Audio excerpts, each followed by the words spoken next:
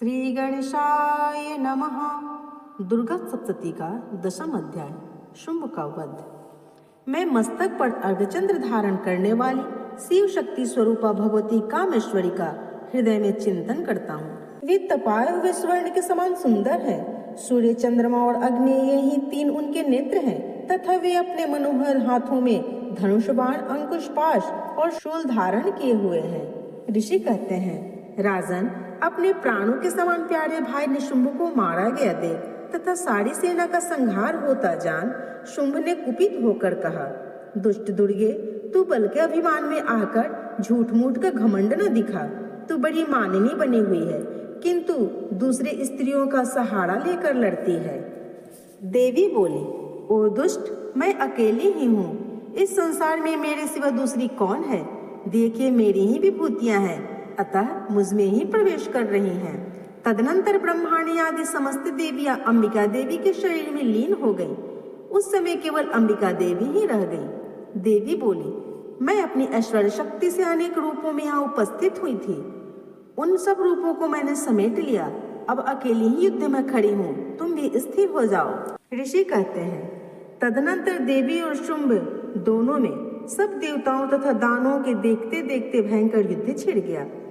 बाणों की वर्षा तथा तीखे शस्त्रों एवं दारुण अस्त्रों के प्रहार के कारण उन दोनों का युद्ध सब लोगों के लिए बड़ा भयानक प्रतीत हुआ। उस समय अंबिका देवी ने जो सैकड़ों दिव्य अस्त्र छोड़े, उन्हें दैत्यराज शुंभ ने उनके निवारक अस्त्रों द्वारा काट डाला। इसी प्रकार शुंभ ने भी जो दिव्य अस्त्र चलाए, उन्हें परमेश्वरी ने भयंकर हुंकार शब्द के उच्चारण आदि द्वारा खिलवाड़ में ही नष्ट कर दिया। तब उस असुर ने सैकड़ों बाणों से देवी को आच्छादित कर दिया। यह देख क्रोध में भरी हुई उन देवी ने भी बाण मारकर उसका धनुष काट डाला। धनुष कट जाने पर फिर दैत्यराज ने शक्ति हाथ में ली, किंतु देवी ने चक्र से उसके हाथ की शक्ति को भी काट गिराया। तत्पश्चात दैत्यों के स्वामी शुंभ ने 100 चांद वाली चमकती हुई ढाल और तलवार हाथ में ले उस समय देवी पर धावा किया।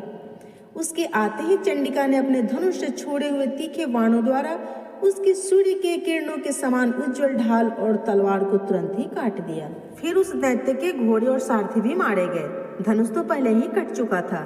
अब उसने अंबिका को मारने के लिए उद्धत हो भयंकर मुद्दगड़ हाथ में लिया। उसे आते देख देवी ने अपने तीक्ष्ण बाणों से उसका मुद्दगड़ भी काट डाला। तिस पर भी वह असुर मुक्का तान कर बड़े बेग से देवी की ओर झपटा। उस दैत्यराज ने देवी के छाती में एक मुक्का मारा। तब देवी ने भी उसके छाती में एक चांटा जड़ दिया। देवी का थप्पड़ खाकर दैत्यराज शुंभ पृथ्वी पर गिर पड़ा, किंतु पुनः सहसा पूर्वत उठकर खड़ा हो गया।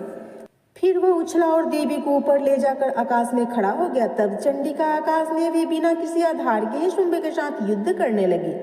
उस समय दैत्य और चंडिका आकाश में एक दूसरे से लड़ने लगे। उनका यह युद्ध पहले सिद्ध और मुनियों को विस्मय में डालने वाला हुआ। फिर अंबिका ने शुंभ के साथ बहुत देर तक युद्ध करने के पश्चात उसे उठाकर घुमाया और पृथ्वी पर पटक दिया। पटके जाने पर पृथ्वी पर आने के बाद वह दुष्ट आत्मा दैत्य पुनः चंडिका का वध करने के लिए उनकी ओर वेग से दौड़ा। तब समस्त दैत्यों के राजा शुंभ को अपने ओर आते देख देवी ने त्रिशूल से उसकी छाती छेद कर उसे पृथ्वी पर गिरा दिया। देवी की त्रिशूल की धार से घायल होकर उसके प्राण पखेरु उड़ गए और वह समुद्र, द्वीपों तथा पर्वतों सहित समूची पृथ्वी को कंपाता हुआ भूमि पर गिर पड़ा। तदनंतर उस दुरात्मा के मारे जाने पर संपूर्ण जगत प्रसन्न एवं पूर्ण स्वस्थ हो गया तथा आकाश स्वच्छ दिखाई देने लगे। पहले जो उत्पात सूचक मेघ और उल्कापात होते थे, वे सब शांत हो गए और उस दैत्य के मारे जाने पर नदियां भी ठीक मार्ग से बहने लगी। उस समय शुंभ की मृत्यु के बाद संपूर्ण देवताओं का हृदय हर्ष से भर गया और गंधर्वगण मधुर गीत गाने लगे। दूसरे गंधर्व बाजे बजाने लगे और अप्सराएं नाचने लगी। पवित्र वायु बहने लगी। सूर्य की प्रभा उत्तम हो गई। अग्निशाला की बुझी आग अपने आप प्रज्वलित हो उठी तथा संपूर्ण दिशाओं के भयंकर शब्द शांत हो गए। इस प्रकार से मार्कंडेय पुराण में सावर्णिक मनवंतर की कथा के अंतर्गत देवी महात्म्य में शुंभ वध नामक 10वां अध्याय संपन्न हुआ।